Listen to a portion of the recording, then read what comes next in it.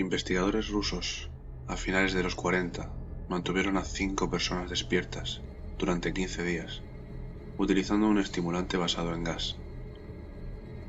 Los tuvieron encerrados en un ambiente sellado para monitorizar cuidadosamente el uso de oxígeno, de manera que el gas no los matase, debido a las altas concentraciones. Esto fue antes de que existiera el circuito cerrado, por lo que tuvieron que usar micrófonos y ventanas con grosor de más de 10 centímetros para observar a los sujetos. El cuarto estaba lleno de libros, mantas para dormir, pero ninguna cama, agua corriente, baño y la suficiente cantidad de comida para que los 5 sobrevivieran durante un mes. Los sujetos de prueba eran prisioneros políticos y de guerra, declarados enemigos del Estado durante la Segunda Guerra Mundial. Todo iba bien los primeros 5 días.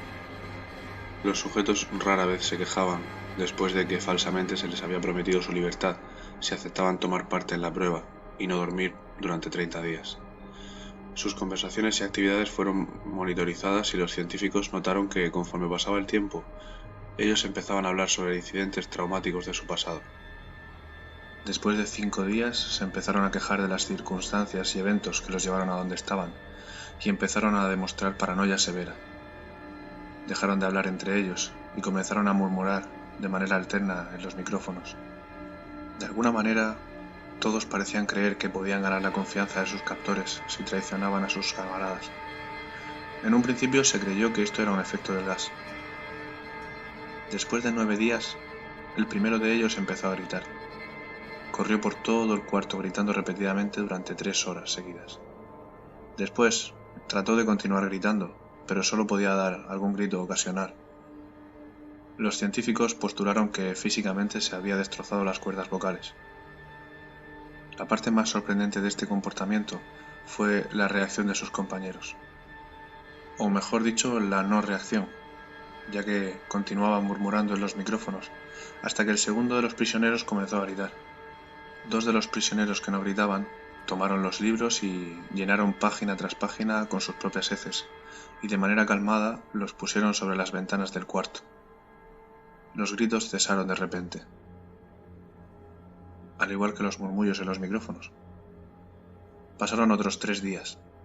Los investigadores comprobaban los micrófonos constantemente para asegurarse de que funcionaban, porque creían que era imposible no escuchar sonidos de 5 personas que había dentro. El consumo de oxígeno indicaba que los 5 debían seguir vivos. De hecho, el consumo de oxígeno era el necesario para 5 personas que estaban haciendo un ejercicio intenso. La mañana del 14º día, los investigadores hicieron algo que no debían hacer para llamar la atención de los prisioneros. Utilizaron el intercomunicador dentro del cuarto, esperando provocar respuestas de los prisioneros, pues temían que estuviesen muertos o en estado vegetal. Anunciaron: abriremos el cuarto para probar los micrófonos. Aléjense de las puertas y acuéstese con las manos atrás en el suelo o se les disparará. Se le otorgará la libertad a uno de ustedes si obedecen. Para su sorpresa, escucharon solo una frase, con voz calmada: no queremos ser liberados. Hubo un gran debate entre los investigadores y fuerzas militares que financiaban el proyecto. Sin poder provocar más respuestas utilizando el intercomunicador, finalmente se decidió abrir el cuarto a la medianoche del día número 15. Se limpió el gas del cuarto y se llenó de aire fresco. Inmediatamente, voces en los micrófonos empezaron a quejarse. 3 voces diferentes rogaban por la vida de sus seres queridos que encendieran el gas nuevamente. Se abrió el cuarto para sacar a los prisioneros.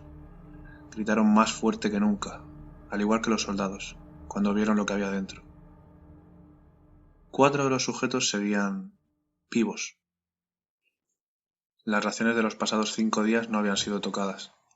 Había pedazos de carne de las costillas y pantorrillas del sujeto muerto colocados dentro del drenaje, en el centro del cuarto, bloqueándolo, permitiendo que 10 centímetros de agua se acumularan en el suelo. Los 4 supervivientes tenían pedazos de piel y carne arrancada de sus cuerpos. La destrucción de tejidos y la exposición de huesos en la punta de sus dedos indicaba que las heridas fueron infligidas con las manos, y no con los dientes, como era de esperar.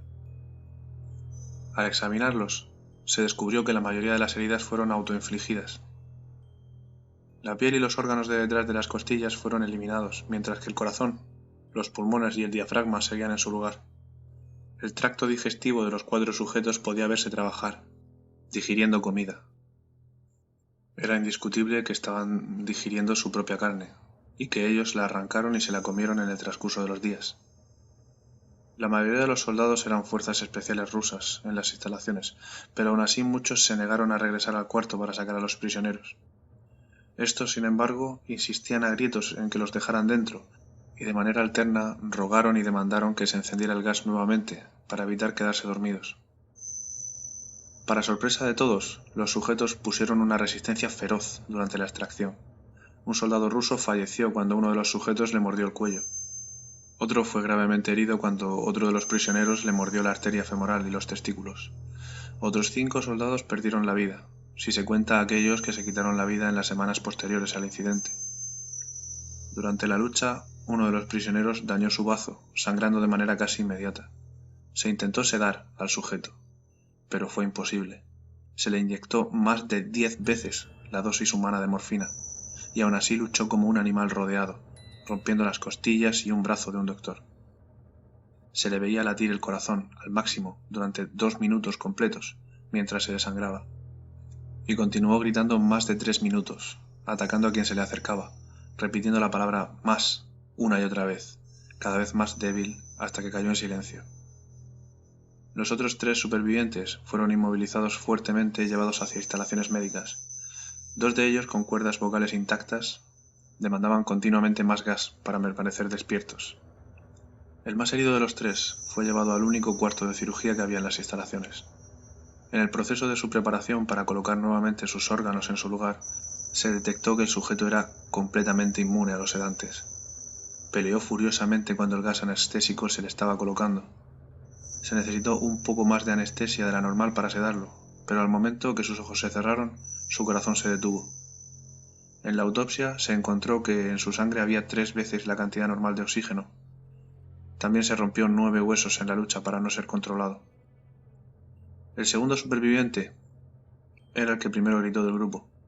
Con sus cuerdas vocales destruidas no pudo objetar la cirugía, y solo reaccionaba agitando violentamente la cabeza, en desacuerdo cuando se le administraba el gas anestésico. Afirmó violentamente con la cabeza cuando alguien sugirió hacer la cirugía sin anestesia, y no reaccionó durante la misma, que duró 6 horas, en la cual se intentó reemplazar sus órganos abdominales y cubrirlo con lo que quedaba de su piel. El cirujano afirmó que era médicamente imposible que el sujeto siguiera con vida. Una enfermera aterrada, que ayudó en la cirugía, comentó que la boca del paciente formaba una sonrisa cada vez que sus ojos se encontraban. Cuando la cirugía terminó, el sujeto miró al cirujano y empezó a hacer sonidos fuertemente, como tratando de hablar. Asumiendo que esto era de gran importancia, el cirujano le entregó papel y una pluma, para que el paciente pudiera comunicarse. «Sigue cortando», escribió.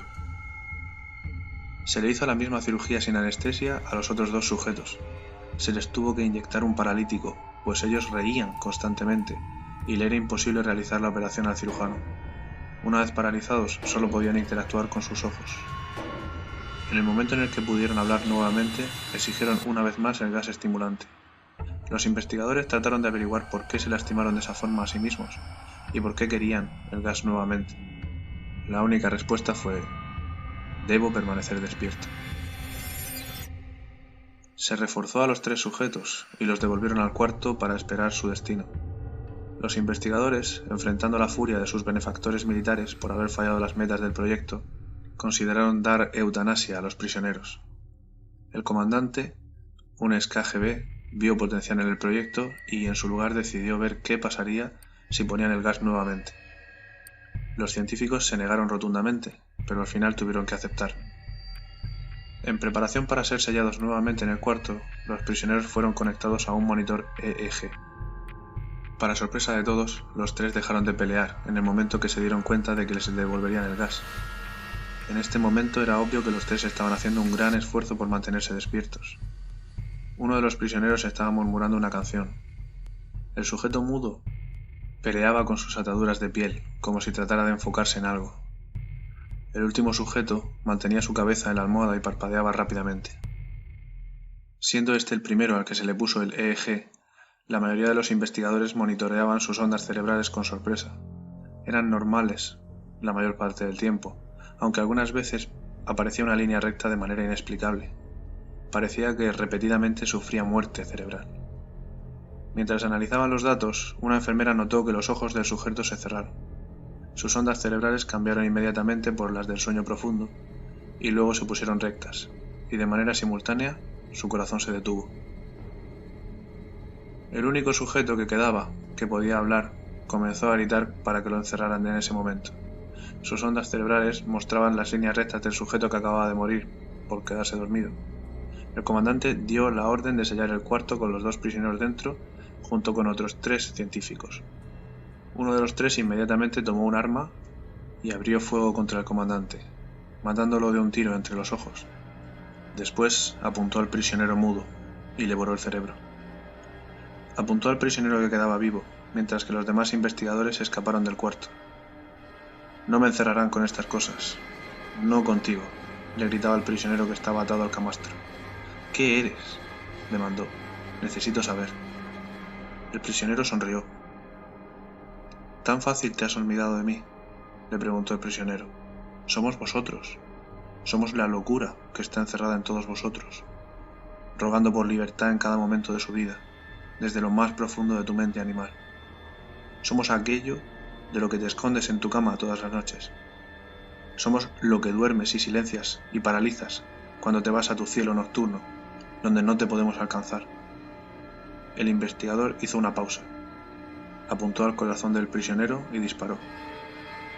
El EEG mostró una línea recta, mientras el sujeto débilmente murmuró: «Casi tan libre».